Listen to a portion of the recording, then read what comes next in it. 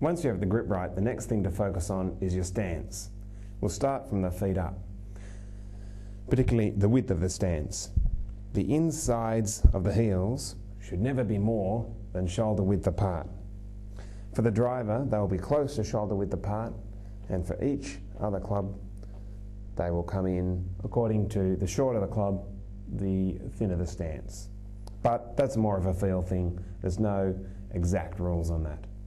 Now, the other thing about the feet is they really shouldn't be straight on like that. You should turn them out at around 20 to 30 degrees. That gives you a lot more freedom to swing back and forth.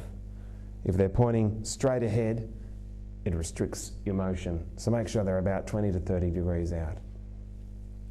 The next part of the stance is very important, the ball position. Now, starting with the one wood, it should be placed opposite the inside of your left heel.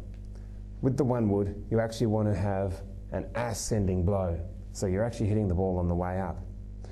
The bottom of the swing is actually directly opposite the sternum, and that's how we get the ascending blow with the driver.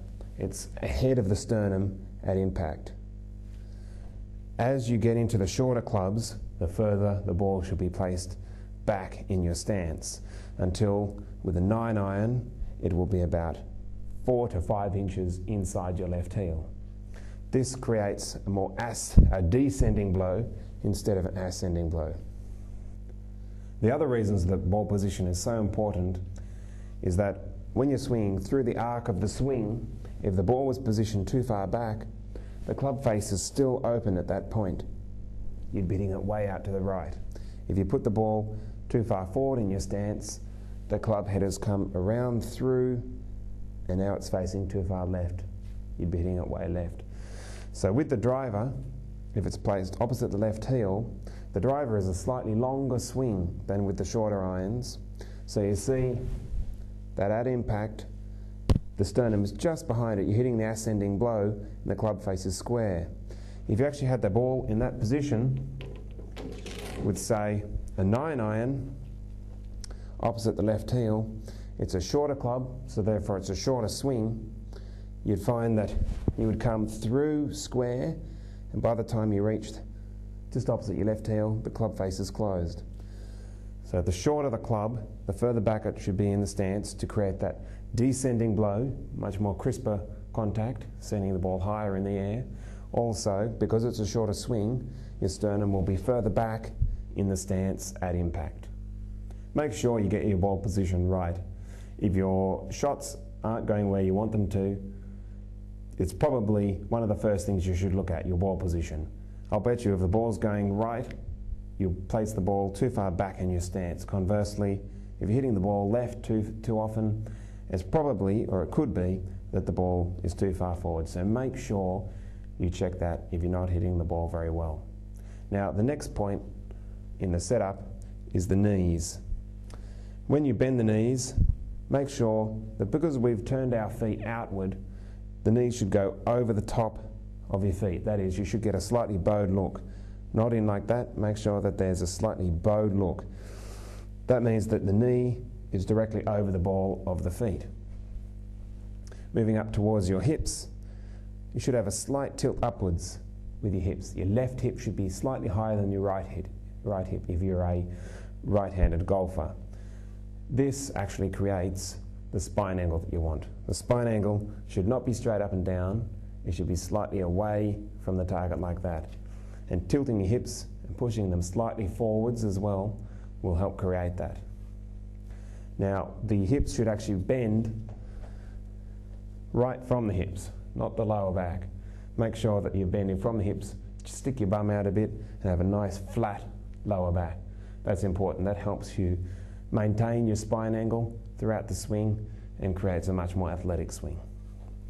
Now, moving up from there, the spine angle, as I just mentioned, should be just slightly back from straight up and down. Make sure it is slightly back. And you create that, as I said, by tilting the hips slightly up, putting them slightly forward. And the spine angle should be slightly back like that. After you've got your spine angle correct, that is slightly tilted away from the target, the next point to think about is your head.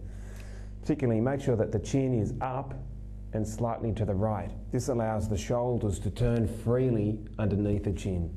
If the chin is down, when you turn back, your head's got to turn with it. Or if you're going to keep your head relatively still, you won't be able to make a full shoulder turn. So make sure the chin is tilted up and slightly to the right.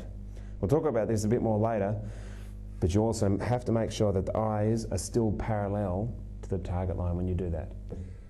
It's important that at address your elbows face inward and upward. That is to say, they're not pointing outwards where the left elbow is pointing towards the target and the right elbow is pointing away from the target.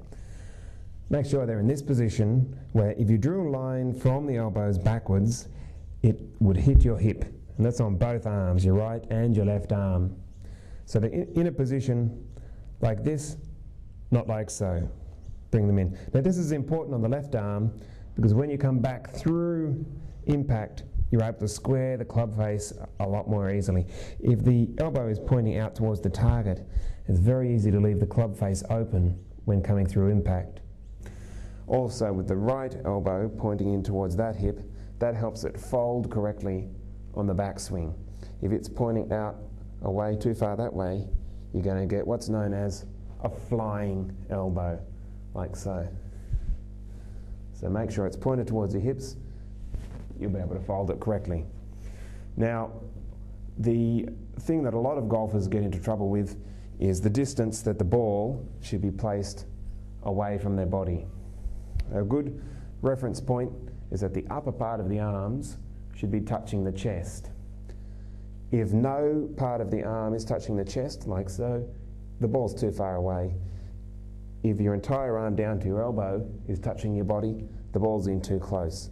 So it should just be the upper part of the arms touching the chest, and you know you're about in the right position.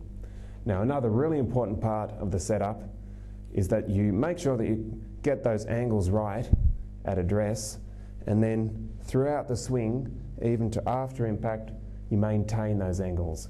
That is, the angles here. That's a very important part of the swing. If you get that right, your ball striking will be much more consistent. The next part of your setup that is of crucial importance is your alignment. Now, assuming that you're hitting a straight shot, your alignment needs to be parallel to the ball target line. Now, the ball target line is simply a line drawn through the ball to your target, whether that be the flag or the middle of the fairway, hopefully not the lake. Now, you need to be parallel to that line, not pointing at the target. So make sure that you're parallel. A good way to practice that is to put one club out in front of the ball pointing at the target line and one club parallel to it about where your feet are going to be. Make sure that your feet, knees and hips are parallel to that line and that your shoulders are just slightly open to that line, only a couple of degrees. You also need to make sure that your eyes are in alignment with that. They've got to be parallel. Even when you've lifted your chin up and turned it to the right, make sure that your eyes are parallel. A good way to practice this is to put a club parallel with your eyes, and when you tilt it, you can see whether you're off to the right or to the left or parallel. That's very important. Now, of course, this may sound simple, but you've got to check every time that your club face is pointing directly at the target. That is of absolute importance. Just to show you this from another angle, the feet, knees and hips should all be parallel to the target line. The shoulders should be slightly open, not too far, not closed, just slightly open to the target line, and make sure that your eyes also are parallel to the target line. Now, this may seem like an obvious point, but at setup, make sure that the ball is set up in the middle of the club face, not out of the toe or out of the heel, but in the middle. Also, with a wood up on a tee, particularly a one wood, start with the club hovering up off the ground, not grounded.